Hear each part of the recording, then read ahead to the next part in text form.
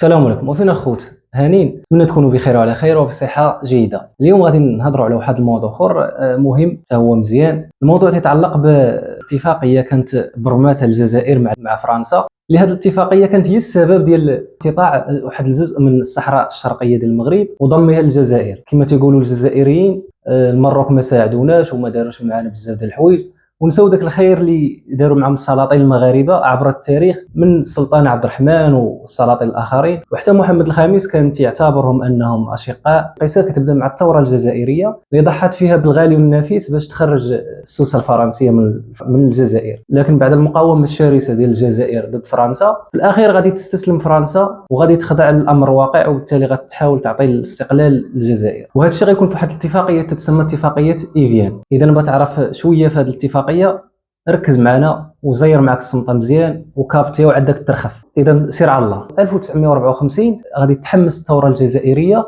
وغادي تقاوم الوجود الفرنسي في الجزائر، وغادي دير لهم بزاف ديال الاعمال اللي خلات الجزائر خلات فرنسا في نهايه المطاف انها تنهي هذه الثوره وتوقف اطلاق النار بين الطرفين وتوافق على عقد هذه الاتفاقيه من اجل حصول الجزائر على الاستقلال.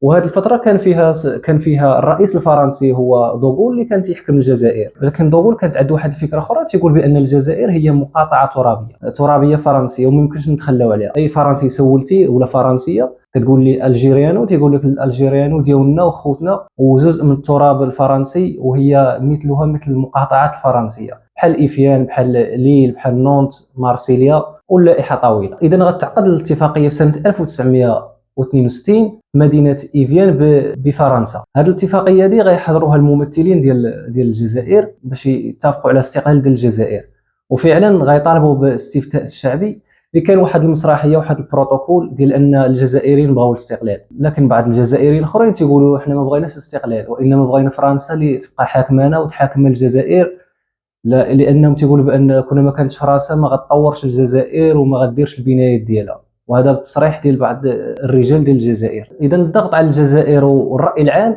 غيخلي في نهايه الامر انها تخضع الامر الواقع وانها تعطي الجزائر استفتاء الشعب ديالها باش يتفقوا على الاستقلال ديالهم. وفعلا غتاخذ الاستقلال الجزائر، ولكن بشروط. هاد الشروط شويه مجحفه على الجزائر اللي باقا حاليا كتادي الفواتير ديالها وتتادي الضرائب ديالها. من بين الامور اللي طالبت بها الجزائر في هذا المؤتمر هو انها بغات دير نظام اشتراكي، بتمشي في النظام الاشتراكي الشيوعي وتعتبر هو النموذج ديال البلد ليس النظام الغربي.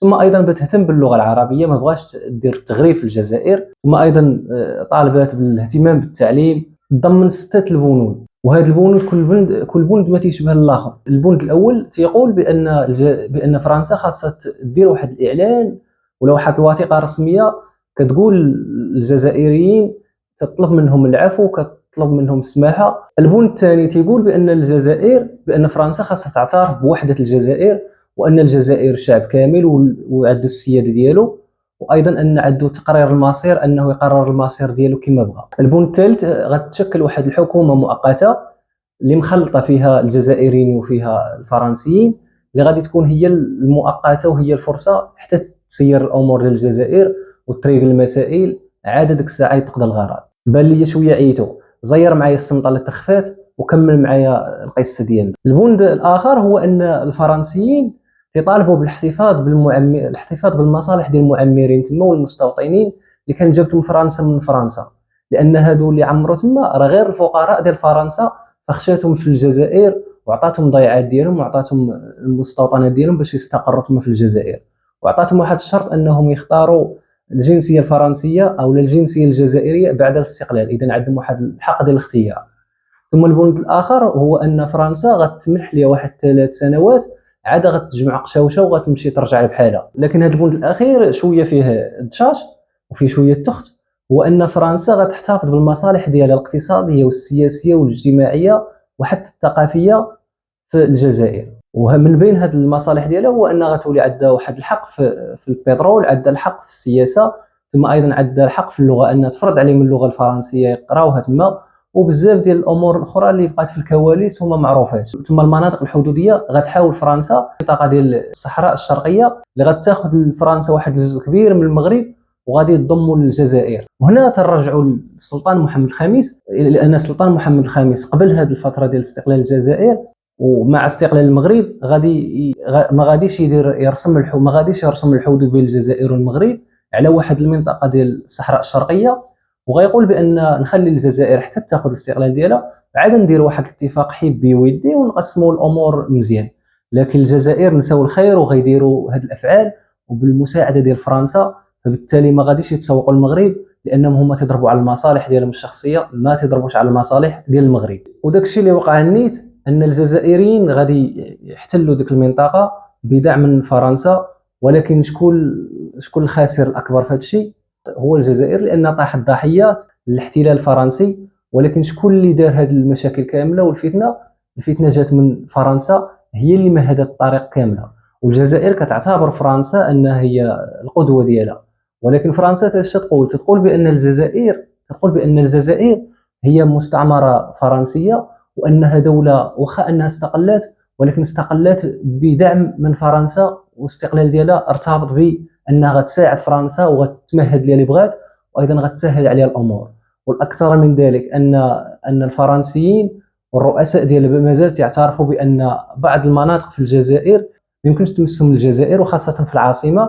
وبعض المآثر ديال الفرنسيه لحد الساعه باقين تيعيطوا على مواليهم هم الفرنسويين، وباقين خالدين وما يمكنش يقيسوهم، وبالتالي تيعتبروهم انهم فرنسيين. لكن الحاجه العجيبه والغريبه هو ان الجزائريين نساو الخير اقتطاع وبالتالي ضم الصحراء الشرقيه لهم، ونساو بان المنطقه ديال المغرب وخاصه اقتطاع ديال بعض المناطق في الصحراء الشرقيه مثل بشار وتيغورارين ضموها لهم بمساعده فرنسا. لحد الساعه باقي المشاكل تما، ولكن تيقول سينقلب السحر على الساحر يوما من الايام. المناطق غترجع للمغرب، وبالتالي الخاسر والخائف في هذا الشيء هو الجزائر وماما فرنسا.